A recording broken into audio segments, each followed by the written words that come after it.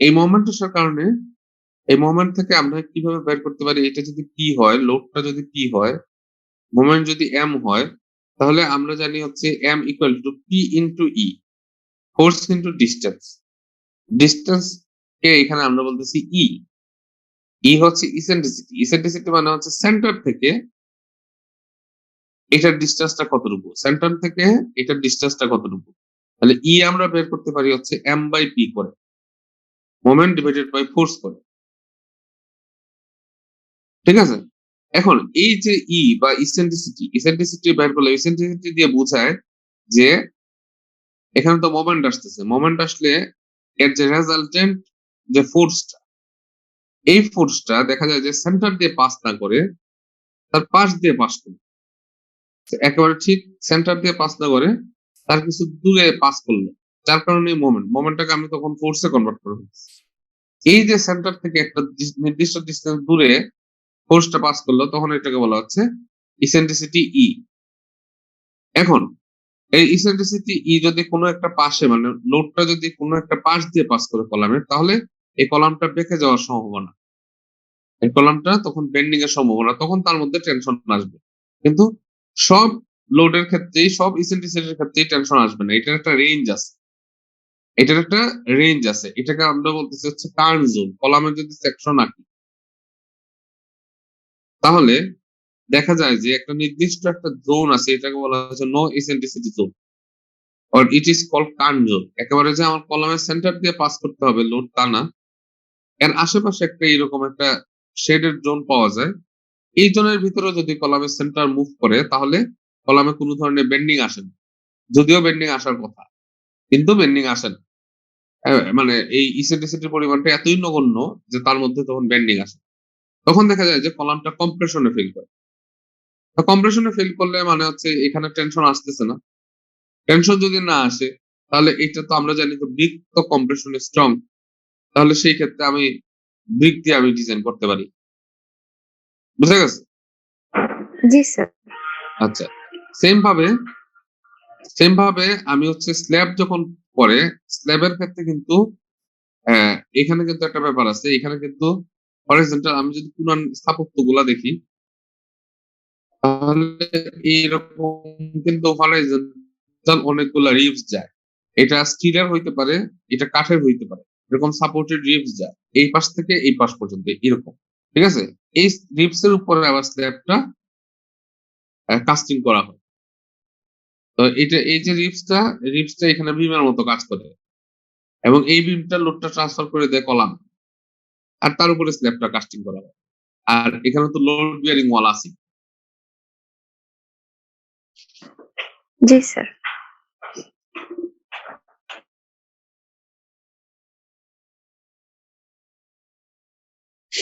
আচ্ছা, আমরা চলে যাচ্ছে আমাদের আজকের টপিকস হচ্ছে ব্রিজ ডিজাইন। তো ব্রিজ ডিজাইন আমি বলছিলাম যে দুইটা ব্রিজ আছে। একটা হচ্ছে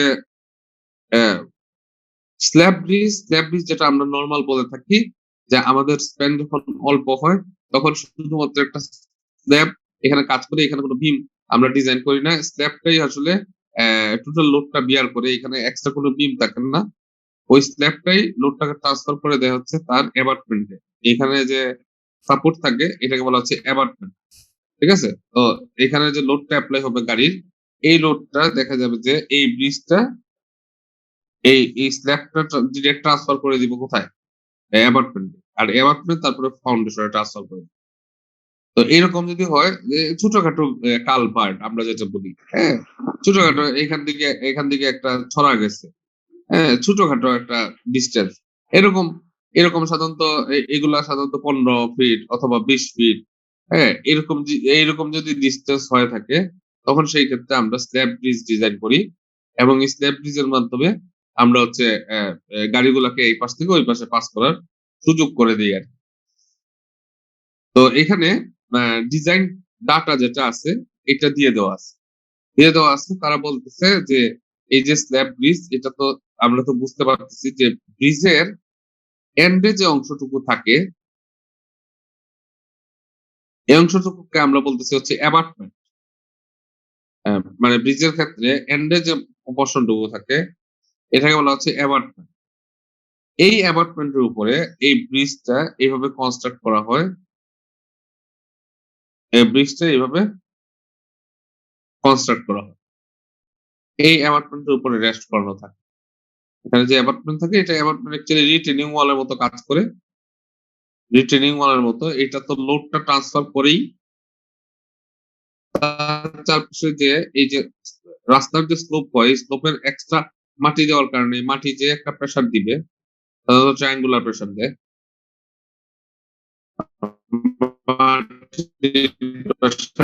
পানির প্রেসার হচ্ছে ট্রায়াঙ্গুলার, নিচের দিকে যতই যাইতে থাকে বাড়তে থাকে। তো এই দুইটা লোড নেয় সে, একটা হচ্ছে এই স্ল্যাব থেকে যেটা আসলো ভার্টিক্যাল লোড, আর সয়েলের যে প্রেসার আসলো এটা হরিজন্টাল লোড নেয়। এখানে যদি নদী চলে যায়, নদীর যদি স্রোত বেশি থাকে, তখন এই হাইট অনুযায়ী নদীর পানি যতটুকু লেভেল উঠে, ওই পাশ থেকেও সে আর একটা কাউন্টার ফোর্স পায় ওয়াটার থেকে। ওয়াটারের ফোর্সও কিন্তু ট্রায়াঙ্গেল। তাহলে ওয়াটার থেকে একটা কাউন্টার ফোর্স পায়, এখানে সয়েল থেকে ফোর্স পায়, আর হচ্ছে এই স্ল্যাব থেকে লোডটা ট্রান্সফার করে। তো এইভাবে করে তার ফাউন্ডেশনটা আসলে ডিজাইন করা হয়। এই ফাউন্ডেশনটা উইথস্ট্যান্ড করার জন্য এখানে কিন্তু খালি ফোর্স আসে না, ভার্টিক্যাল ফোর্স আসে না, তার সাথে মোমেন্টও আসে। কারণ এই যে এইটা হচ্ছে ল্যাটারাল ফোর্স, এটা একটা রেজাল্টেন্ট কাজ করে। আমরা যদি দেখি এইখানে ট্রায়াঙ্গুলার ফোর্স হলে নির্দিষ্ট কোনো জায়গায় তার রেজাল্টেন্ট কাজ করে। রেজাল্টেন্ট কাজ করলে এটা কি করে, এই ফোর্সটা কি করবে, এই ফোর্সটা এটাকে উল্টায় ফেলতে চাইবে, ওভারটার্নিং দিতে চাইবে, এখানে ওভারটার্নিং মোমেন্ট বলে। ঠিক আছে? তো যেহেতু এখানে ল্যাটারাল ফোর্স কাজ করতেছে, ল্যাটারাল ফোর্স খালি যে আর্থকুয়েক ফোর্স অথবা উইন্ড প্রেসার এগুলো যে ল্যাটারাল ফোর্স তা কিন্তু না। সয়েল প্রেসার একটা ল্যাটারাল ফোর্স। ঠিক আছে? তাহলে আর্থ প্রেসার একটা ল্যাটারাল ফোর্স। তো এই ল্যাটারাল ফোর্স কাজ করলেই তার মধ্যে কি আসবে? ওভারটার্নিং মোমেন্ট আসবে, বেন্ডিং আসবে। তো এইখানে এইভাবে করে তার ফাউন্ডেশনটা ডিজাইন করা হয়। আর এই যে পায়ার আছে বা অ্যাবাটমেন্ট আছে, এই অ্যাবাটমেন্ট যেটা আছে, এই অ্যাবাটমেন্টে কিভাবে ডিজাইন করা হয় আমি তো বললাম যে স্ল্যাব থেকে লোডটা ডিস্ট্রিবিউট হয়ে ডিরেক্টলি চলে আসে হচ্ছে অ্যাবাটমেন্টে। হ্যাঁ, স্ল্যাবটা থাকে হচ্ছে সিম্পলি সাপোর্টেড সাধারণত। সিম্পলি সাপোর্টেড থাকলে তার ম্যাক্সিমাম মোমেন্ট বাইর করার সূত্র আমরা জানি WL²/8। WL²/8 এইভাবে করে আমরা ম্যাক্সিমাম মোমেন্ট বের করতে পারি যদি সিম্পলি সাপোর্টেড থাকে। মানে এখানে জাস্ট খালি রাবার প্যাড থাকে, প্যাড দিয়ে হ্যাঁ এখানে সাপোর্টেড। তো যাই হোক এখানে ডিজাইন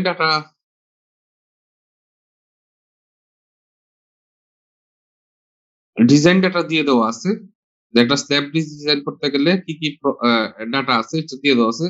এটা ক্লিয়ার স্প্যান হচ্ছে 15 ফিট। ক্লিয়ার স্প্যান মানে হচ্ছে এই যে অ্যাপার্টমেন্ট, এদিকে হচ্ছে অ্যাপার্টমেন্ট, আর এটার ভিতরের যে স্প্যানটা, যে স্ল্যাবটা এখানে বসবে, স্ল্যাবটা তো এই জায়গা থেকে এই জায়গা পর্যন্ত বসবে। ঠিক আছে? এর ভিতর যে স্প্যানটা, এখানে এখানে এই অ্যাপার্টমেন্ট বাদ দিয়ে এই যে ভিতর যে স্প্যানটা, এটা বলা হচ্ছে ক্লিয়ার স্প্যান। ক্লিয়ার স্প্যান সম্বন্ধে আমাদের মোটামুটি একটা ধারণা আছে। ক্লিয়ার স্প্যান এটা 15 ফিট, এটা দেওয়া আছে। আচ্ছা, ক্লিয়ার উইডথ 26 ফিট। এটা তো গেল স্প্যান, মানে এই পাশে অ্যাপার্টমেন্ট, এই পাশে অ্যাপার্টমেন্ট, আর এই বরাবর যদি আমরা আঁকি তাহলে হচ্ছে উইডথ পাবো। এই বরাবর যদি আঁকি তাহলে উইডথ পাবো। তো উইডথ এখানে 26 ফিট দেওয়া আছে। সাধারণত যে কোনো একটা লেনের মিনিমাম উইডথ হচ্ছে 12 ফিট। মানে একটা গাড়ি যাবে 12 ফিট দিয়ে, আরেকটা গাড়ি এট এ টাইম আসবে, এখানেও 12 ফিটের জায়গার দরকার আছে। তাহলে মিনিমাম আমাদের 12 24 ফিট উইডথ কিন্তু দিতে হয়। কারণ হচ্ছে এখানে দুইটা লেন করতে হবে। দুইটা লেন না করলে একটা গাড়ি যাবে আর একটা গাড়ি আসতে পারবে না এট এ টাইম, ক্রস করতে পারবে না, আরেকজনকে ওয়েট করতে হবে। তাহলে সেই ক্ষেত্রে দুইটা লাইন করতে হবে। দুইটা লাইন হচ্ছে 12 24 ফিট। তো এখানে তারা 26 ফিট দিছে, যে এখানে স্ল্যাব ব্রিজের উইথ এটা যদি রাস্তা হয় তাহলে এই উইথটা হচ্ছে 26 ফিট। আর ক্লিয়ার স্প্যান যেটা, এটা হচ্ছে স্প্যান। ঠিক আছে? স্প্যান হচ্ছে স্যার 15 ফিট। হ্যাঁ ক্লিয়ার উইডথ কি? মানে উইডথ তো বুঝলাম স্যার, হ্যাঁ, ক্লিয়ার উইথ এখানে হচ্ছে ক্লিয়ার ওই যে উইডথ কি বুঝে? আমার এইদিকে যদি আমি অ্যাপার্টমেন্ট চিন্তা করি, এদিকে যদি আমি অ্যাপার্টমেন্ট চিন্তা করি, হ্যাঁ, তাহলে এই অ্যাপার্টমেন্টের এই জায়গায় আবার আরেকটা জিনিস থাকে, এটাকে বলা হচ্ছে কার্ভ। ঠিক আছে? কার্ভ হচ্ছে ওই স্ল্যাব ব্রিজে প্রোভাইড করা হয় যাতে গাড়ি উল্টে পড়ে না যায়, মানে এই কার্ভের উপরে রেলিং টেলিং থাকে, একটা বিম আর, ঠিক আছে। জি স্যার। এই বিম দুইটা যদি আমরা বাদ দিয়ে দিই তাহলে ভিতর দিকে কতটুকু থাকে, বুঝে গেছে? বুঝছি স্যার। এটাকে বলা হচ্ছে ক্লিয়ার উইথ। ক্লিয়ার উইথ আর ক্লিয়ার স্পেন সিমিলার টাইপের। ক্লিয়ার মানে বাদ বাকি সব উইথ ছাড়া বাদ বাকি সবকিছু আমি যদি বাদ দিয়ে দিই, হ্যাঁ, মানে জিনিসটা হচ্ছে যে আমরা যদি একটু পিছনের দিকে যাই তাহলে একটু বুঝতে পারবো।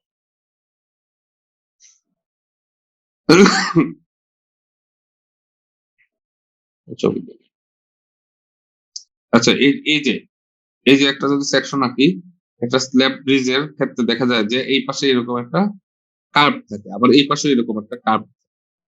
এই কার্ভের কাজ হচ্ছে যে গাড়ি যে থাকবে, এই গাড়ি কোনো কারণে স্কিড হয়ে যাতে যাতে বাইরের সিটকে যেতে না পারে, ঠিক আছে, দুই পাশে রেলিং এর মতো থাকে, ঠিক আছে। তো এই যে উঁচু অংশটুকু থাকে এটা বলা কার্ভ। এই কার্ভ বাদ দিয়ে আমি যদি এই পাশ থেকে এই পাশের একবারে ডিস্টেন্স ধরি, এটা বলা হচ্ছে ক্লিয়ার উইথ। বুঝা গেছে?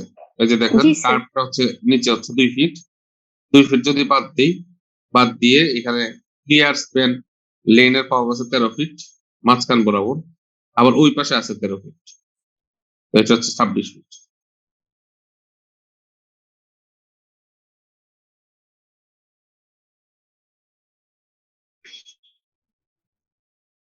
আচ্ছা, তারপর হচ্ছে লাইভ লোডিং। লাইভ লোডিং হচ্ছে যে এখানে মেইনলি হচ্ছে কি গাড়ি আসা যাওয়া করবে, এখানে ম্যাক্সিমাম গাড়িটাকে আমার লাইভ লোড হিসেবে কনসিডার করতে হবে যে কি গাড়ি আমার এখানে আসা যাওয়া করবে।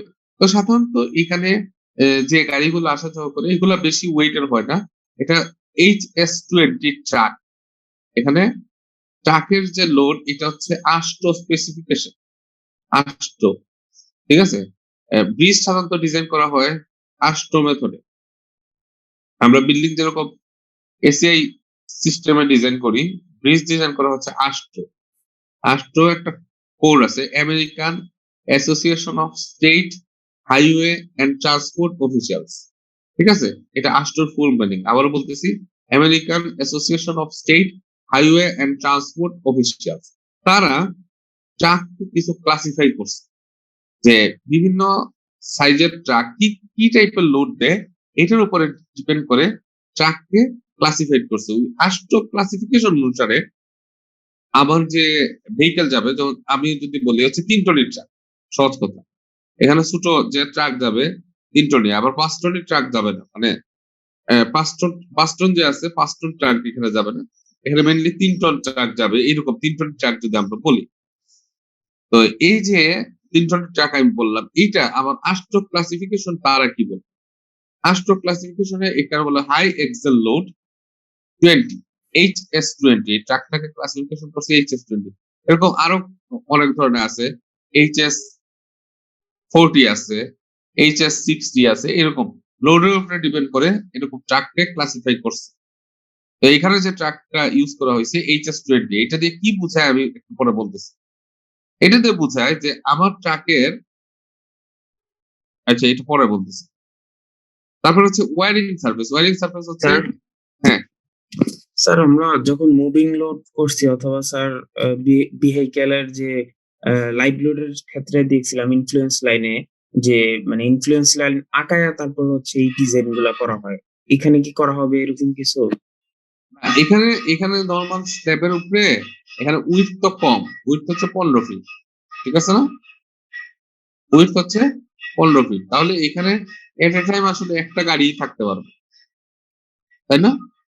একটা গাড়ির উইথ কত, একটা গাড়ির উইথ হচ্ছে স্প্যান যেটা আছে, স্প্যান হচ্ছে 15 ফিট, তাহলে একটা গাড়ির উইথ যেটা আছে এটা হচ্ছে, একটা ট্রাকের উইথ সাধারণত হচ্ছে কত হয়ে থাকে, একটা ট্রাকের উইথ অলমোস্ট প্রায় 15 ফিটের মতো হয়ে থাকে, ঠিক আছে। তো এই ক্ষেত্রে এখানে আমরা হচ্ছে মুভিং লোডটা হিসাব করি না, কারণ এখানে টোটাল লোডটাই আসলে স্ল্যাবে কনস্ট্যান্টলি থাকে, এই কারণে মুভিং লোডটা আমরা এখানে হিসাব করি না। এখন ফ্যান যদি বড় হইতো, তখন সেই ক্ষেত্রে কিন্তু মুভিং লোড হিসাব করতে হইতো। এই যে গাড়িটা যাচ্ছে, এই গাড়িটার এখন এই জায়গায় আছে, এই জায়গায় অবস্থানকালে তার শেয়ার ফোর্স এবং বেন্ডিং মোমেন্টের এক ধরনের পজিশন থাকবে। গাড়িটা যখন মুভ করে এই মাঝখানে চলে আসবে, তখন শেয়ার ফোর্স এবং বেন্ডিং মোমেন্টের আরেক ধরনের চেঞ্জ হবে, কারণ লোডটা এখন এখানে নাই। লোডটা চলে আসছে এই জায়গায়, এই জায়গায় যদি চলে আসে তাহলে একরকম, আবার এই জায়গায় যদি চলে আসে তাহলে আরেক রকম। ঠিক আছে? তো এইভাবে বিভিন্ন পজিশনে আমি লোড বসায় দেখবো। আমি ট্রাককে এই পজিশনে বসায় দেখবো যে শেয়ার ফোর্স বেন্ডিং মোমেন্ট কিরকম আসে, ভিএম মানে শেয়ার ফোর্স এর বেন্ডিং মোমেন্ট। আমি এই পজিশনে বসায় দেখবো যে ট্রাকের শেয়ার ফোর্স এবং বেন্ডিং মোমেন্ট কত আসে, আবার এই পজিশনে বসায় দেখবো শেয়ার ফোর্স এবং বেন্ডিং মোমেন্ট কত আসে, এবং ওই ইনফ্লুয়েন্স লাইন ডায়াগ্রাম যেটা আছে ওইটা ড্র করার মাধ্যমে, এবং এইটাতে লোড যখন আমি বসাবো সেটা, তখন এই শেয়ার ফোর্স আর বেন্ডিং মোমেন্ট যেটা আছে এটা ম্যাক্সিমাম কোন পজিশনে অবস্থানকালে ম্যাক্সিমাম আসে ওইটা নিয়ে আমি ডিজাইন করব। আমি কি বুঝাইতে পারছি? জি স্যার, ক্লিয়ার। আচ্ছা, আর এখানে উইডথ যেহেতু অল্প, সেহেতু দেখা যায় যে টোটাল ট্র্যাকটাই আসলে ওইখানে স্প্যানের সমান অংশটুকু দূরে অবস্থান করে, এখানে মুভমেন্টের জায়গা নাই। তো এই কারণে আমরা এখানে এই যে ছোটখাটো যেগুলা ব্রিজ আছে ওই জায়গায় টোটাল ট্রাকের লোডটাই আমি বসাই দিই এখানে, আর মুভিং লোড হিসেবে কনসিডার করা হয়। আচ্ছা, যাই হোক, ওয়ারিং সারফেস হচ্ছে 30 পিএসএফ। ওয়ারিং সারফেস কি জিনিস? ওয়ারিং সারফেস হচ্ছে এই যে স্ল্যাব তো আমি দিলাম, স্ল্যাবের উপরে আবার একটা ঢালা দিতে হবে না, কার্পেটিং করতে হবে না, বিটুমিনাস কার্পেট, মানে আমরা বিটুমিনাস আবার একটা ঢালাই দিতে হয়। ঠিক আছে, আমরা রাস্তা যেরকম বিটুমিনে একটা ঢালাই দিই, তো স্ল্যাব আমি ব্রিজ এখানে কনস্ট্রাক্ট করার পরেও ওইখানে বিটুমিনে আর একটা ঢালাই দেওয়া হয় ইউনিফর্মিটি মেনটেন করার জন্য। অনেকে দেয়, অনেকে দেয় না। তো এই যে যদি বিটুমিনাস ঢালাই দেওয়া হয় তখন সেটাকে বলা হচ্ছে ওয়ারিং সারফেস। আর কনক্রিট কম্প্রেসিভ স্ট্রেংথ দেওয়া আছে 3000 পিএসআই, আর স্টিলের গ্রেড দেওয়া আছে 40 গ্রেড স্টিল। ঠিক আছে, তো আস্ট স্পেসিফিকেশন অনুসারে এটা WSD মেথড হয়ে যায়। ঠিক আছে, ব্রিজ ডিজাইন সাধারণত সেফটির দিকে চিন্তা করা হয়, এই কারণে WSD মেথডে ডিজাইন করা হয়। তো আস্ট স্পেসিফিকেশন অনুসারে যদিও আমার কনক্রিটের কম্প্রেসিভ স্ট্রেংথ 3000 পিএসআই, কিন্তু আমি ধরবো হচ্ছে কত 0.45 ফুট থেকে 0.45 এফসি প্রাইম। এরা ধরছে 0.4 এফসি প্রাইম, ধরে হচ্ছে 1200 পিএসআই করছে। আর স্টিল স্ট্রেস যেটা আছে, এই স্টিল স্ট্রেস হচ্ছে এফএস, এটা হচ্ছে এফওয়াই যেটা দেওয়া আছে 40 গ্রেড 40,000 পিএসআই, এটাকে 0.5 এফওয়াই করছে, পরে স্টিল স্ট্রেস বাইর করছে, এটা হচ্ছে 20,000 পিএসআই। তাহলে এইভাবে করে আমরা কনক্রিটের স্ট্রেস, অ্যালাউয়েবল স্ট্রেস, আর স্টিলের অ্যালাউয়েবল স্ট্রেস, এই দুইটা আমরা বের করে ফেললাম। যদিও আমার দেওয়া আছে হচ্ছে 3000 আর 40,000, কিন্তু যেহেতু এটা আস্ট স্পেসিফিকেশন অনুসারে WSD মেথডে ডিজাইন করতেছি, এই কারণে হচ্ছে এটা 1200 আর 2000 20,000 এটা হয়ে গেছে। আচ্ছা, দেন আমি আসি এখানে। প্রথমে কথা হচ্ছে যে এটার ওয়েট ক্যালকুলেশন করতে হবে। তো ওয়েট ক্যালকুলেশন করতে হইলে এটার স্ল্যাব থিকনেস ধরে নিতে হবে। তো স্ল্যাব থিকনেস ম্যাক্সিমাম আমরা হচ্ছে 12 ইঞ্চ। 12 ইঞ্চে আমাদের স্ল্যাব থিকনেস হয় ব্রিজের ক্ষেত্রে, এইরকম স্ল্যাব ব্রিজের ক্ষেত্রে ম্যাক্সিমাম। তাহলে এই ক্ষেত্রে আমরা এসিউম করে স্ল্যাব থিকনেস 12 ইঞ্চি ধরে নিলাম, যে ম্যাক্সিমাম যেটা আছে সেটাই আমি ধরে নিছি 12 ইঞ্চি। আচ্ছা, আর স্প্যান তো আমার আছে হচ্ছে ক্লিয়ার স্প্যান হচ্ছে 15 ফিট। ঠিক আছে, আমি যদি এখানে 1 ফিটের ওয়ালের কথা চিন্তা করি, এখানে 1 ফিটের ওয়ালের কথা চিন্তা করি, তাহলে তার সেন্টার টু সেন্টার স্প্যান কত হবে? এদিকে 6 ইঞ্চি পাবে আর এদিকেও 6 ইঞ্চি পাবে, কারণ হচ্ছে এই অ্যাপার্টমেন্টের উপরে এই 6 ইঞ্চি মিনিমাম বসাইতে হবে, নাহলে তো বসতে পারবে না। 6 ইঞ্চি অ্যাপার্টমেন্টের উপরে এরকম ভাবে 6 ইঞ্চি জায়গা জুড়ে এই স্ল্যাবটা বসাইতে হবে, নাহলে বসতে পারবে না।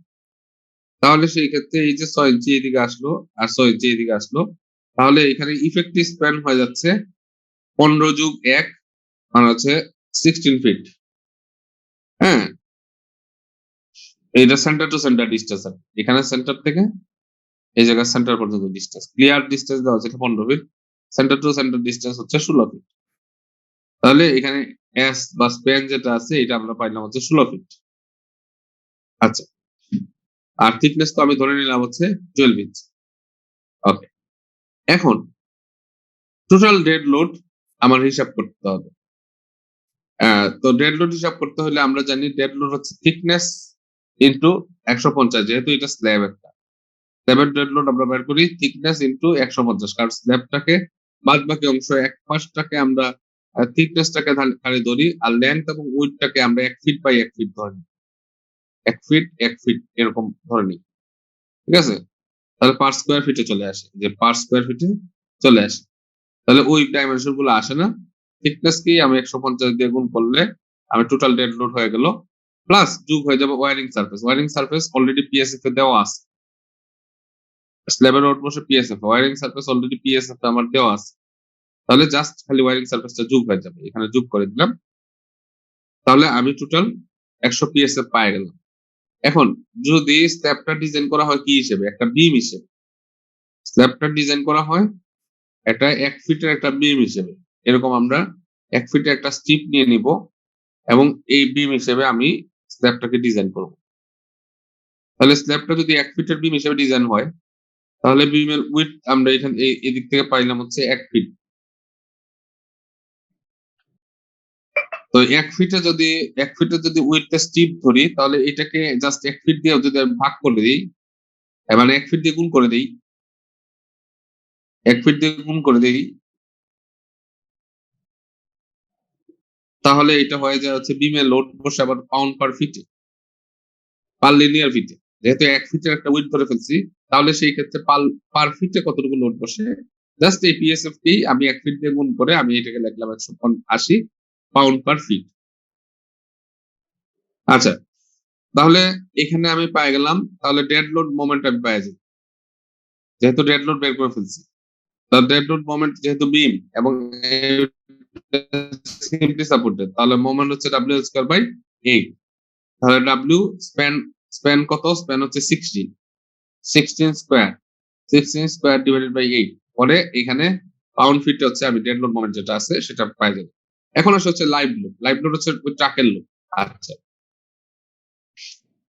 ট্রাকের যে লোডটা, এটাকে আমরা বলতেছি হচ্ছে লাইভ লোড।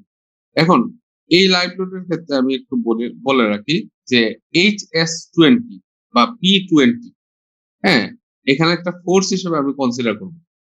এখন ট্রাকের চাকা কিন্তু সামনেও আছে আবার পিছনেও আছে, ঠিক আছে? ট্রাকের চাকা সামনেও আছে পিছনেও আছে। তো সামনের চাকা একটা কনস্ট্যান্ট লোড নেয়, পিছনের চাকা কনস্ট্যান্ট লোড দেয়। এখন এই দুইটার মধ্যে যেটা হচ্ছে ম্যাক্সিমাম, সেটা ধরে আমরা ডিজাইন করব, কারণ এট এ টাইম দুইটা একই জায়গায় থাকতেছে না। এখানে থাকতেছে হচ্ছে পি, আর এখানে অল্প লোড থাকতেছে হচ্ছে পি। আচ্ছা, তো HS20 ট্রাক হচ্ছে, এই ট্রাকের ওজন হচ্ছে 20,000 পাউন্ড, এই কারণে নাম দিচ্ছে হচ্ছে 20 কি পার্সেন্ট, 20,000 পাউন্ড। এই লোড সেই ট্রাকটা দিয়ে থাকে। এখন বলছে এই লোডের, এই যে 20,000 পাউন্ড, এই লোডের 20% নেওয়া হচ্ছে সামনের চাকা, 20% লোড নেওয়া হচ্ছে সামনের চাকা, আর 80% লোড নেওয়া হচ্ছে পিছনের চাকা। 20% সামনের চাকা, 80% হচ্ছে পিছনের চাকা। যে কোনো ট্রাকের ক্ষেত্রে বা যে কোনো ভেহিকেলের ক্ষেত্রে এটাই হয়ে থাকে। দেখা যায় যে তার পিছনের চাকা নেওয়া হচ্ছে 80% লোড, আর সামনের যে চাকা সেটা নেওয়া হচ্ছে অনলি 20% লোড। এই কারণে অনেক সময় পিছনে ডাবল চাকা দেখা যায়, লোডটাকে ভালো করে ডিস্ট্রিবিউট করার জন্য। ডাবল চাকা বলতে মানে ডাবল না, অ্যাকচুয়ালি হচ্ছে 4টা, পিছনে 4টা বা 6টা এরকম চাকা কিন্তু দেখা যায়। নাম্বার অফ টায়ার দেখা যায় যে সামনেরটা হচ্ছে পিছনে বেশি হয়, কারণ পিছনে 80% লোড ক্যারি করে। তো আমি এই দুইটা ফোর্সের মধ্যে যেটা ম্যাক্সিমাম সেটা কাউন্ট করবো আমি বলছিলাম। তাহলে এই যে পিছনের চাকা, এটাতেই ম্যাক্সিমাম ফোর্স আসবে। ম্যাক্সিমাম ফোর্স যদি পিছনের চাকা আসে, তাহলে টোটাল লোড হচ্ছে আমার 20। আমি বলছিলাম যে HS20 ট্রাকের নাম, মানে হচ্ছে এইটা 20 কি লোড দেয়। তাহলে টোটাল লোড যদি হচ্ছে 20,000 পাউন্ড, এটার 80% কত হয়? 8 দুগুণে 16,000। তাহলে সেই ক্ষেত্রে এখানে P20 ফোর্স যেটা এটা হচ্ছে 16,000 পাউন্ড। আমি কি বুঝাইতে পারছি? জি স্যার। আচ্ছা, তারপর হচ্ছে width of the slab over which wheel load is distributed. এই যে হুইল লোডটা, এই যে হুইল লোডটা হইল, এই যে হুইল লোডটা আছে, হুইল লোডটা তো টোটাল স্ল্যাবে ডিস্ট্রিবিউট হবে না। কতটুকু উইড জুড়ে সে আসলে এই লোডটাকে ডিস্ট্রিবিউট করবে, ঠিক আছে? টোটাল স্ল্যাবে তো আর ডিস্ট্রিবিউট হবে না। কতটুকু উইড জুড়ে সেটা ডিস্ট্রিবিউট হচ্ছে, সেই উইডটা আমাদেরকে বের করতে হচ্ছে, ঠিক আছে? এটাকে বলা হচ্ছে ই, ইফেক্টিভ উইড, ঠিক আছে? ই। তো এটা বের করার জন্য আস্টো স্পেসিফিকেশন অনুসারে সূত্র হচ্ছে 4 প্লাস 0.06 এস, ঠিক আছে? 4 প্লাস 0.06 এস। আচ্ছা, তো এই যে 4 প্লাস 0.06 এস, তো এটা দিয়ে এস এস হচ্ছে এখানে হচ্ছে স্প্যান, এটা দিয়ে আমরা 16 ফিট, এটা দিয়ে বসাইয়া আমি হচ্ছে পাইলাম হচ্ছে যে এই যে লোডটা কাজ করতেছে যেটা হচ্ছে 16,000 পাউন্ড বা 16 কিপ, এটা কতটুকু ওয়েট জুড়ে কাজ করতেছে এটা আমরা পেয়ে গেলাম 4.96 ফিট। এই ইফেক্টিভ ওয়েট জুড়ে এটার ইনফ্লুয়েন্সটা সবচেয়ে বেশি পাওয়া যায়। আচ্ছা, তাহলে সেই ক্ষেত্রে total load on unit with মানে 4.96 এ পাওয়া যায় 16 কে, তাহলে 1 ফিটে কত পাওয়া যায়? তাহলে কি করতে হবে? 16,000 কে 4.96 দিয়ে ভাগ করতে হবে। ভাগ করলে 1 ফিটে কতটুকু পাওয়া যায় সেটা বের হয়ে যাবে। এটাই বলা হচ্ছে the load on unit with of slab, মানে 1 ফিটের উইথ অফ স্ল্যাবে কতটুকু সে লোড দিচ্ছে সেটা আমরা বের করে ফেলবো। না বুঝেন নাই? স্যার আবার একটু বুঝাই দিলে ভালো হয়। আচ্ছা, এখন আমার তো গাড়ি চাকা তো দুইটা, সামনের চাকা পিছনের চাকা। তাহলে দেখা যায় যে আমার পিছনের চাকা ম্যাক্সিমাম লোড ক্যারি করে, এটা হচ্ছে আমরা দেখাইলাম যে 16 কি। এখন এই পিছনের চাকা কতটুকু ওয়েট জুড়ে, এখানে যে স্ল্যাব আছে এটা হচ্ছে স্প্যান, হ্যাঁ, কতটুকু উইড জুড়ে সে লোডটা দিচ্ছে সেটা আমাদেরকে বের করতে হবে। কতটুকু উইড জুড়ে সে এই যে 16 কিপ লোডটা যে কতটুকু উইড জুড়ে দিচ্ছে, ঠিক আছে? তো এটা হচ্ছে চাকা যতটুকু জায়গা দখল করে থাকে অ্যাকচুয়ালি ততটুকু উইড জুড়ে হওয়ার কথা, কিন্তু তার কিছু ইনফ্লুয়েন্সের কারণে দেখা যায় যে সামান্য আশেপাশেও দেখা যায় যে একটু লোডের ডিস্ট্রিবিউশন হয়ে থাকে। তো এটাকে বলা হচ্ছে ইফেক্টিভ উইড। তো এই কতটুকু উইড জুড়ে এই লোডটা কাজ করতেছে সেটা বের করার জন্য একটা সূত্র দিয়ে দিছি। এই কতটুকু উইড জুড়ে লোডটা কাজ করবে এই 16 কিপটা, এটা হচ্ছে 4 প্লাস 0.6 এস, এস হচ্ছে স্প্যান, তাহলে 4.96 ফিট, 4.96 ফিট উইড জুড়ে 4.96 ফিট উইড জুড়ে এই চাকা কাজ করতেছে, মানে 16 কিপ লোড কাজ করতেছে, তাই না? তাহলে 1 ফিটে কতটুকু কাজ করতেছে এটাই বাইর করছে। জাস্ট 4.96 ফিটে 4.96 ফিটে কাজ করতেছে হচ্ছে 16 কিপ, তাহলে 1 ফিটে কাজ করতেছে কত? আমি কি বুঝাইতে পারছি? কারণ এই যে বিমে আমি যে কোনো লোড যদি লোড বসাই তাহলে কিক বসাইতে হবে পার ফিট। বিমে লোড বসে গিয়েছে কিপ পার ফিট, পাউন্ড পার ফিট, এরকম পার ফিটে লোড বসে, এই কারণে 1 ফিটে কত বসে এটাকে আমি কনভার্ট করে জাস্ট কনভার্ট করার পরে তো লাইভ লোড আমি চলে আসি। লাইভ লোড যেহেতু এটা একটা ফোর্স, ঠিক আছে? তো এই ফোর্স যদি কাজ করে তাহলে সেই ক্ষেত্রে আমি ম্যাক্সিমাম ইফেক্টটা আসে হচ্ছে যখন মাঝখানে ফোর্সটা কাজ করবে। স্ল্যাব ব্রিজের যদি মাঝখানে কাজ করে, কারণ এটা সবচেয়ে আনসাপোর্টেড জোন, এটার মাঝখানে যদি কাজ করে তাহলে ম্যাক্সিমাম ইফেক্টটা আসবে। তাহলে এই যে মাঝখানে কাজ করতেছে কত পার ফিটে কতটুকু লোড, এটা বের করে ফেলছি 3200 30 পাউন্ড এরা কাজ করতেছে মাঝখানে।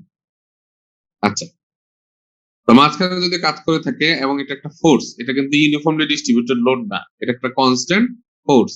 তাহলে এই কনস্ট্যান্ট যদি ফোর্স হয় তাহলে সেই ক্ষেত্রে একটা পয়েন্ট লোড, তো পয়েন্ট লোডের ক্ষেত্রে মোমেন্ট কত আসে? মোমেন্ট হচ্ছে PL/4, PL/4। এটা আমরা জানি যে একটা পয়েন্ট লোড যদি হয় তাহলে সিম্পলি সাপোর্টেড যদি থাকে তাহলে ম্যাক্সিমাম মোমেন্ট হচ্ছে PL/4। তাহলে এখানে এটাই লেখছে যে PS/4। তো PS/4 হচ্ছে, S হচ্ছে স্প্যান, E হচ্ছে তার ওই লোড যেটা আমরা বের করছি পয়েন্ট লোড ডিভাইডেড বাই 4, এটা করে আমরা লাইভ লোড মোমেন্ট পাইছি। তাহলে আমি এখান থেকে ডেড লোড মোমেন্ট বের করলাম আর লাইভ লোড মোমেন্ট বের করলাম, ঠিক আছে? এছাড়াও আরেক ধরনের লোড আছে, এটাকে বলা হচ্ছে ইম্প্যাক্ট লোড।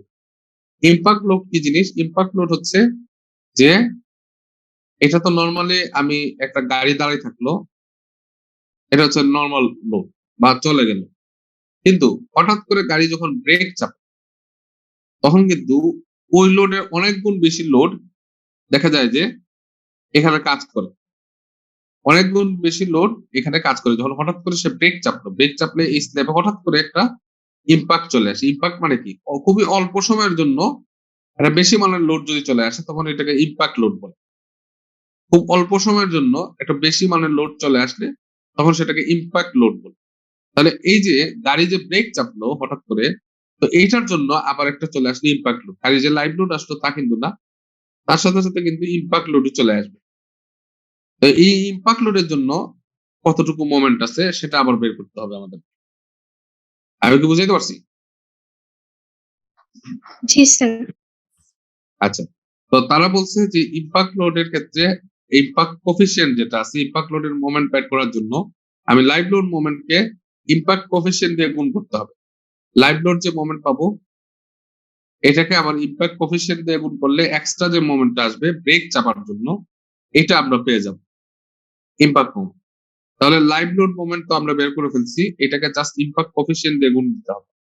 তো ইম্প্যাক্ট কোফিশিয়েন্ট আমি কিভাবে বের করবো এটা আজকে বলে দিচ্ছি। ইম্প্যাক্ট কোফিশিয়েন্ট বের করার সূত্র হচ্ছে 50 divided by L plus 12, 125, L plus 125।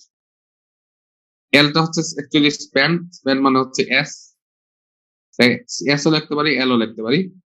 আর 50 তার constant divided by span plus 125, এটা করে তারা ইম্প্যাক্ট কোফিশিয়েন্ট বের করছে। এবং এটা অবশ্যই smaller than or equal to 0.3 হইতে হবে। যদি এটা 0.3 এর চেয়ে ছোট না হয়, বড় হয়ে যায়, তাহলে 0.3 ধরতে হবে। তো এখানে এইভাবে করে আমরা হয়ে গেছে হচ্ছে এটা 0.3 এর চেয়ে বড়, 0.355। তাহলে আমি বলছিলাম শর্তটা হচ্ছে এটা 0.3 এর চেয়ে ছোট অথবা সমান হইতে হবে, না হলে যদি বড় হয়ে যায় তাহলে 0.3 কভার করবে। তাহলে যেহেতু এখানে বড় হয়ে গেছে আমি লিখবো হচ্ছে 0.3। তাহলে ইম্প্যাক্ট কোফিশিয়েন্ট আমার কত? 0.3। এটা লাইভ লোড মোমেন্ট দিয়ে গুণ দিব, গুণ দিয়ে আমি ইম্প্যাক্ট লোড মোমেন্ট পাই যাব। তাহলে আমি 3 ধরনের মোমেন্ট পাচ্ছি এটা স্ল্যাবে। একটা হচ্ছে ডেড লোড মোমেন্ট, যেটা সিম্পলি সাপোর্টেড ধরে আমি চিন্তা করে বাইর করব, ইউডিএল। লাইভ লোড মোমেন্ট এটা পয়েন্ট লোড কনসিডার করে বাইর করব। ইম্প্যাক্ট লোড মোমেন্ট এটা লাইভ লোড মোমেন্ট থেকে বের করব ইম্প্যাক্ট কোফিশিয়েন্ট দিয়ে গুণ করে। তাহলে এখান থেকে আমি টোটাল মোমেন্টটা পাই যাব। টোটাল মোমেন্ট পাই গেলে এখানে যেহেতু আমি বলছি এটা WSD মেথডে ডিজাইন হবে, ব্রিজ ডিজাইন, কারণ এখানে সেফটির ব্যাপার আছে। তো এইখানে WSD মেথডের ক্ষেত্রে আমরা ওই যে ডি চেক দিব প্রথমে, যে ইফেক্টিভ ডেপথ, যে আমি যেটা স্ল্যাবের ধরছিলাম হচ্ছে 12 ইঞ্চি থিকনেস, ঠিক আছে? তো 12 ইঞ্চি থিকনেস এর ক্ষেত্রে ক্লিয়ার কভার আমরা যদি বাদ দিই,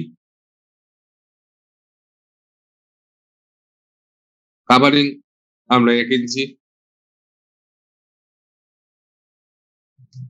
আর এখানে যে রড বসবে রডের সেন্টার থেকে ডিসটেন্স, রডের সেন্টার থেকে ডিসটেন্স, ঠিক আছে? তাহলে সেন্টার থেকে এই ডিসটেন্স বাদ দিয়ে গেলে রডের সেন্টারের জন্য আরো 0.5 ইঞ্চি বাদ দিতে হবে, 0.5 ইঞ্চি আমাদেরকে বাদ দিতে হবে। মানে থিকনেস, ইফেক্টিভ ডেপথ বের করতে হলে thickness divided by protective cover minus half of main bar dia. তো মেইন বার যেটা আছে এটার অর্ধেক আমাদেরকে বাদ দিতে হবে।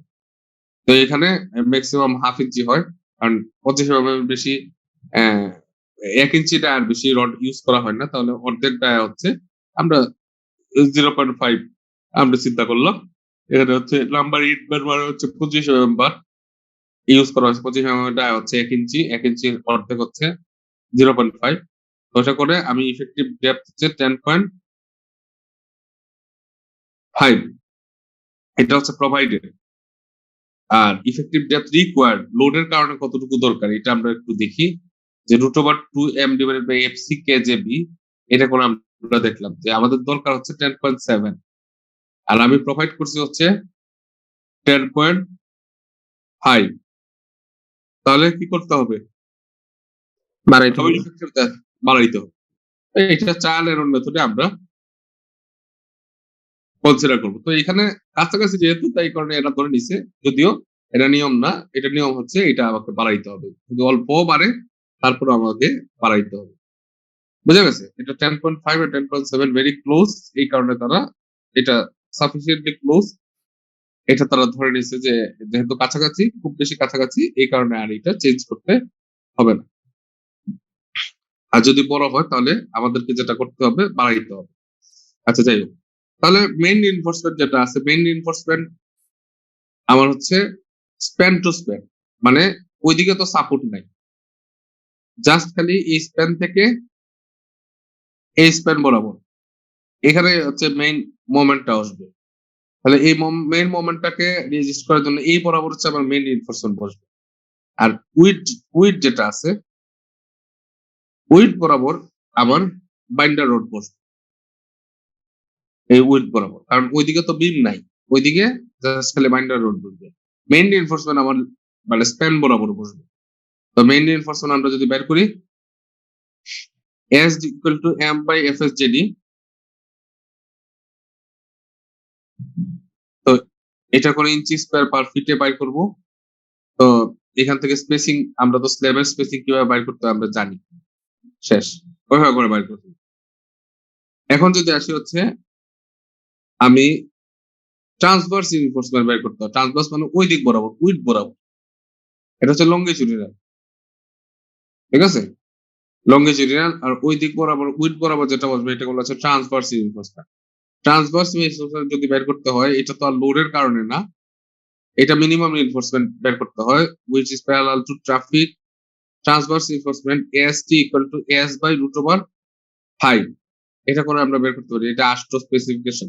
মিনিমাম রিইনফোর্সমেন্ট যেটা বের করা, সেটা স্পেসিফিকেশন ব্রিজের জন্য, ওটা ওই স্ল্যাবের জন্য যে 200/FYBD করে বের করি, এটা করলে হবে না। স্ল্যাবের জন্য মিনিমাম রিইনফোর্সমেন্ট বের করার সূত্র আছে, যে কতটুকু লংজিটিউডিনাল রড আছে AS, ওইটাকে √S দিয়ে ভাগ করলে আমি ট্রান্সভার্স রিইনফোর্সমেন্ট পেয়ে যাবো, এবং ওইটারও স্পেসিংটা আমি বাইর করব। স্ল্যাবের যেরকম স্পেসিং বাইর করি, আমি ডিজায়ার্ড পার এরিয়া দিয়ে আমি আমি আমার মতো করে স্পেসিং বাইর করব। আমি কি বুঝাইতে পারছি? স্যার, হ্যাঁ। স্যার আমরা তো স্যার মানে ইউএসডি মেথড দিয়ে স্যার অনেক বিম ডিজাইন করছি স্যার, ওইগুলাতে দেখছি যে আলটিমেট স্ট্রেংথের যে সূত্রগুলো সেগুলো আমরা ইউজ করছি, বাট এদিকে তো দেখতেছি যে ক্র্যাক ফেজের যে সূত্রগুলো সেগুলা, তো আমরা কি অন্যান্য ক্ষেত্রেও ডাব্লিউএসডি করলে ক্র্যাক ফেজের সূত্র দিয়ে করব? কোন ক্র্যাক ফেজ? ক্র্যাক ফেজটা কি?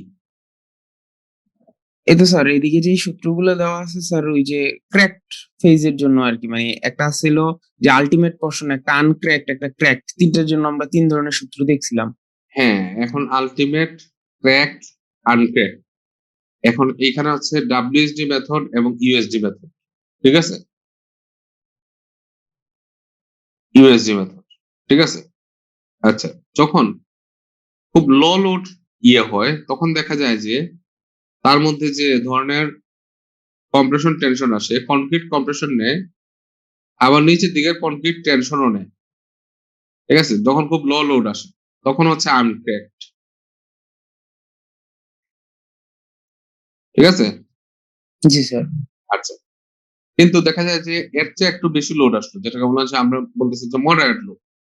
আমি চিন্তা করবো যে আমার মেটেরিয়াল মানে মেম্বারটা মডারেট লোডে থাকবে, তখন দেখা যায় যে তার মধ্যে যে কম্প্রেশন এবং টেনশন আসে, এই নিচের দিকে টেনশন কনক্রিট আর নিতে পারে না, তার ম্যাক্সিমাম ক্র্যাক করে টেনশন দেয়। ক্যাপাসিটির চেয়ে বেশি নেয়।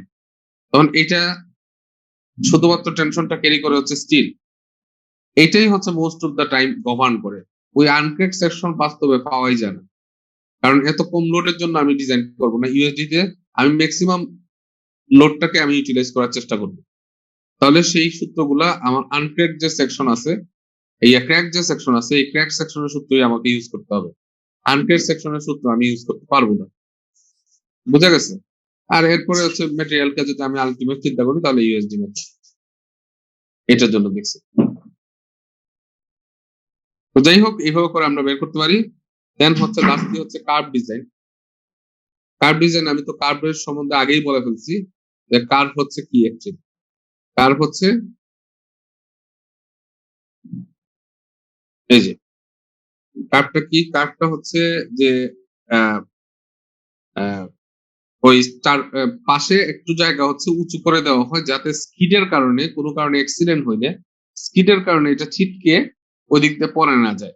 ওই যে এক্সট্রা অংশটুকু ইয়ে করা হয়, উঁচু করে দেওয়া হয়, এটাই বলা হচ্ছে কার্ভ। ঠিক আছে? এটা একটা বিমের মতো, এটা আর কিছু না, এটা জাস্ট একটা বিম। আমি যদি চিন্তা করি, এটা একটা বিমের মতো কনসিডার করা হয় আর। আচ্ছা, এই কার্ভটাকে ডিজাইন করতে হবে। তো কার্ভের ক্ষেত্রে দুই ধরনের লোড আসে। একটা হচ্ছে এই রেলিং ফেলিং এগুলা যা আছে, এগুলা লোড নিচের দিকে কাজ করবে। আর আরেকটা লোড হচ্ছে গাড়ি যদি কোনো কারণে ইম্প্যাক্ট দেয়, তাহলে পাশ থেকে একটা লোড আসে। এই দুই ধরনের লোড কাজ করে কার্ভে। গাড়ি যখন কখনো ইম্প্যাক্ট দিবে, তখন পাশ থেকে একটা লোড আসবে, আর না হলে তার সাধারণত গ্র্যাভিটি লোডই থাকে আর কি। আচ্ছা, to facilitate skidding of the slab, the required curve will not be made monolithically. ঠিক আছে? তো এটা একই সাথে ঢালাই দেওয়া হয় না, এখানে জাস্ট রড বের করে রাখা হয়, পরবর্তীতে কার্ভটাকে ঢালাই দেওয়া হয় আর কি। তো এখানে dead load carried by the S beam or curve, যেটা আমি বলছিলাম এটা বিমের মতো। এস বিম যেটা আছে, dead load carried by the S beam. তো এখানে 22 × 24 × 150। এখানে কার্ভের ক্ষেত্রে যদি আমরা দেখি যে কার্ভের সাইজটা তারা বলতেছে যে নিচের দিকে হচ্ছে 2 ফিট, হ্যাঁ, আর 2 ফিট মোটামুটি একটা কার্ভের ইয়ে থাকে, উইডথ থাকে। তাহলে কার্ভের উইডথ হচ্ছে, আমরা ধরে নেব হচ্ছে 2 ফিট। আর এই কার্ভের ক্ষেত্রে আমরা এখানে উপরে ধরে নিচ্ছি হচ্ছে 10 ইঞ্চি, আর স্ল্যাব আছে হচ্ছে আমার 12 ইঞ্চি। তাহলে কার্ভের ডেপথটা হবে, মানে বিমের ডেপথটা হবে হচ্ছে 10 + 12, মানে হচ্ছে 22 ইঞ্চি। আর বিমের উইডথটা হবে হচ্ছে 2 ফিট। তাহলে 22 × 24, 2 ফিট মানে হচ্ছে 24। তাহলে কার্ভের যে বিমটা আছে, এই বিমটা আপনি খেয়াল করে দেখি, এই বিমটার উইডথটা হচ্ছে 2 ফিট 24 ইঞ্চি, আর বিমের ডেপথটা হচ্ছে 22 ইঞ্চি। এটা ধরে একটা বিম ডিজাইন করবো, জাস্ট এটা। তো এটার একটা ওয়েট আছে, নিজস্ব ওয়েট সে নিতে হবে। তাহলে 22 × 24 = 144 × 150 কনক্রিট ইউনিট ওয়েট, তাহলে লিনিয়ার ফিটে চলে আসবে। হ্যাঁ, আচ্ছা, তারপর হচ্ছে এটা দিয়ে আমরা ডেড লোড মোমেন্ট বাইর করবো, যে এটা ডেড লোড মোমেন্ট কত হবে, W²/8, L হচ্ছে ক্লিয়ার স্প্যান 16, এটা করে ডেড লোড মোমেন্ট বাইর করবো। আচ্ছা, তারপরে আমি বলতেছি হচ্ছে স্পেসিফাইড লাইভ লোড মোমেন্ট। ওই যে এটা হরিজন্টাল ফোর্স কাজ করবে, লাইভ লোডের একটা অংশ যখন এখানে একটা ইম্প্যাক্ট ফেলবে, তখন এটা কিভাবে বের করা যায়, এটা বলছে যে এটা তারা বের করার জন্য একটা সূত্র দিয়ে দিচ্ছে, 0.1 × P20 × S। আচ্ছা, 0.1 × P20 যেটা আছে, এটা হচ্ছে maximum load, HS20 maximum load, এটা হচ্ছে স্প্যান। এটা করে আমরা বের করব। তাহলে এখানে দুইটা লোডই আসলে আসে, আমি আগেই বলছি যে একটা হচ্ছে তার নিজস্ব ডেড লোড, আর উপরে ইচ্ছা করলে ওই যে রেলিং এর লোডটা ক্যালকুলেট করে দেওয়া যায়। রেলিং এর লোড, রেলিং যদি কনক্রিটের থাকে তাহলে লোড ক্যালকুলেশন করা হয়। রেলিং যদি স্টিলের থাকে, বক্স হলো পাইপ অথবা স্টিল পাইপ অথবা এসএস পাইপ, এগুলার লোড খুবই নগণ্য, এগুলার মানে কনসিডার করা হয় না। কিন্তু রোলিং যদি আবার কনক্রিটের দেওয়া হয়, তাহলে কিন্তু আবার আপনাদেরকে লোড ক্যালকুলেশন করতে হবে। কনক্রিট কতটুকু ওয়েট দিচ্ছে এটা কিন্তু আবার ক্যালকুলেশনে আসবে। কিন্তু যদি আমি স্টিলের পাইপ দিই অথবা আমি হচ্ছে লোহার বক্স হলো পাইপ দিই, তাহলে সেই ক্ষেত্রে যে লোডটা আসবে এটা খুবই নগণ্য। এসএস এর পাইপ দিই তাহলে এগুলো খুবই নগণ্য, এইটা আর এখানে লোড হিসেবে ক্যালকুলেট করার দরকার নেই। তাহলে এখানে মেইনলি দুইটা লোড দেখতেছি, একটা হচ্ছে ডেড লোড আর একটা হচ্ছে হরিজন্টাল লাইভ লোড। হ্যাঁ, দুইটা যোগ করে আমি এখানে দিলাম, দিয়ে তারপর হচ্ছে এই সেকশনটা, যেহেতু সেকশন আমি জানি এখানে 22 আর 24, এই সেকশনের রেজিস্টিং মোমেন্ট কত এটা আমরা বের করি। রেজিস্টিং মোমেন্ট হচ্ছে 0.5, মানে হাফ এফসি বাই 2 আর কি, into কেজে BD square, কেজে BD square. এটা করে তার রেজিস্টিং মোমেন্ট যেটা আছে সেটা আমরা বের করি ফেলতে পারি আর কি। তো এই যে রেজিস্টিং মোমেন্ট এই সেকশন অনুযায়ী এটা ওয়ে বিগার দেন আমার অ্যাপ্লাইড মোমেন্ট। ঠিক আছে, তার যে সেকশনের যে রেজিস্টিং মোমেন্ট, এই রেজিস্টিং মোমেন্টটা অ্যাপ্লাইড মোমেন্টের চেয়ে অনেক বেশি। ঠিক আছে, তার জাস্ট সেকশনের যে মোমেন্ট ক্যারিং ক্যাপাসিটি। আচ্ছা, তাহলে এটা হচ্ছে আমরা যদি সিঙ্গলি ডাব্লিউ হিসাবে চিন্তা করি তাহলে এটা সিঙ্গলি, যেহেতু তার রেজিস্টিং মোমেন্ট সেকশন ওয়াইজ তার অ্যাপ্লাইড মোমেন্টের চেয়ে অনেক বেশি বড়, তাহলে এটা সিঙ্গলি। তাহলে সেই ক্ষেত্রে রিইনফোর্সমেন্ট বাইর করার সূত্র হচ্ছে S equal to M by F S JD, M by F S JD. তো এটা করে আমি বের করে ফেলতে পারি আমার কতটুকু রিইনফোর্সমেন্ট লাগবে। তারপর একটা সেকশন এটা দেখাই দিতে হবে। তো এখানে আমরা একটা ক্রস সেকশন আঁকছি, মানে ট্রান্সভার্স। এখানে স্প্যান যেহেতু লম্বা বরাবর, এই বরাবর আমার মেইন রোড বসবে, তো মেইন রোডটা নিচে বসতেছে। এই যে আমি এখানে কাট অংশটা দেখতে পাচ্ছি এটা নিচে, কারণ এটা হচ্ছে আমার মেইন রোড। কারণ স্প্যানটা এইদিকে, এটা তো উইডথ, এটা উইডথ বরাবর সেকশন আছে। উইডথ হচ্ছে 26 ফিট আর স্প্যানটা হচ্ছে 15 ফিট এদিকে। তাহলে এই দিক বরাবরে আমার যেহেতু স্প্যান 15 ফিট বরাবর বা 16 ফিট, যেটা বলি আমরা ইফেক্টিভ স্প্যান 16 ফিট, এইদিকে যদি আমরা স্প্যান থাকে তাহলে সেই ক্ষেত্রে দেখা যাচ্ছে যে এই দিক বরাবর আমার মেইন রোডটা বসবে। তাহলে মেইন রোডটা বসবে নিচে আর বাইন্ডার রোডটা বসবে হচ্ছে উপরে, আর সাইডে কার্ভ বিম হিসেবে কার্ভের রোড বসবে। তো এইভাবে করে আমরা একটা স্ল্যাব ব্রিজ ডিজাইন করতে পারি। আমি কি বুঝাইতে পারছি? জি স্যার।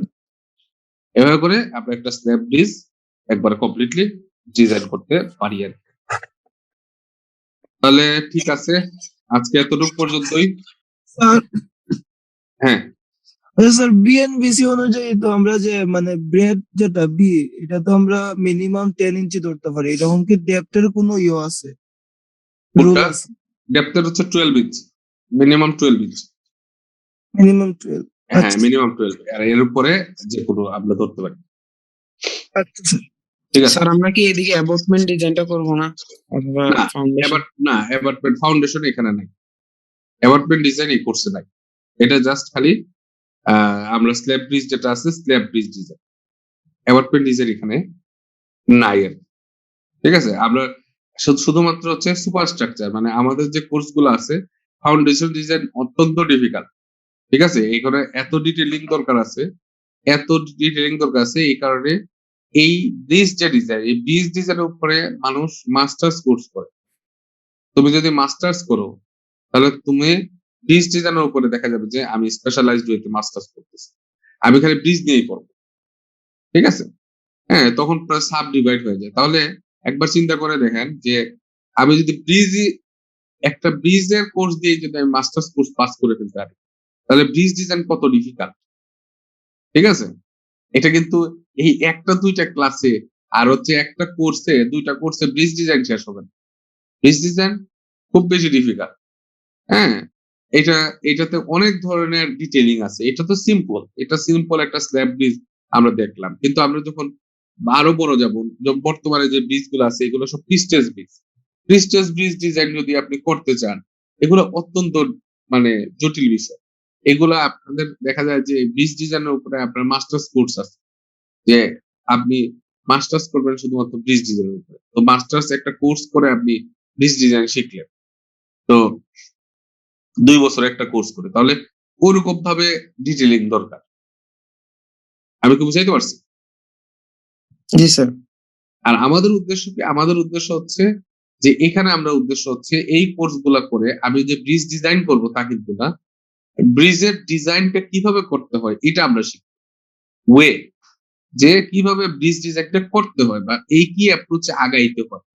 এই জিনিসগুলো আমরা দেখলাম। কিন্তু ব্রিজ ডিজাইন মানে এটা একটা কোর্সে কভার করা কখনোই পসিবল না। বুঝা গেছে? জি স্যার। ওকে। তো এই কারণে আমরা ব্রিজের খালি হচ্ছে সুপার স্ট্রাকচার ডিজাইন দেখতেছি। আমরা সাবস্ট্রাকচার যেটা মাটির নিচে স্ট্রাকচার যেটা আছে, হ্যাঁ, পায়ার যেগুলো আছে এগুলো আমরা ডিজাইন দেখতেছি। আমরা খালি এই যে স্ল্যাব আর গার্ডার এই পর্যন্তই আমাদের লিমিটেশন। ওকে, ঠিক আছে, ধন্যবাদ। ক্লাস কি বুঝা গেছে? জি স্যার। জি স্যার। ওকে, ঠিক আছে। আসসালামু আলাইকুম স্যার। অবশ্যই। আসসালামু আলাইকুম স্যার। অবশ্যই।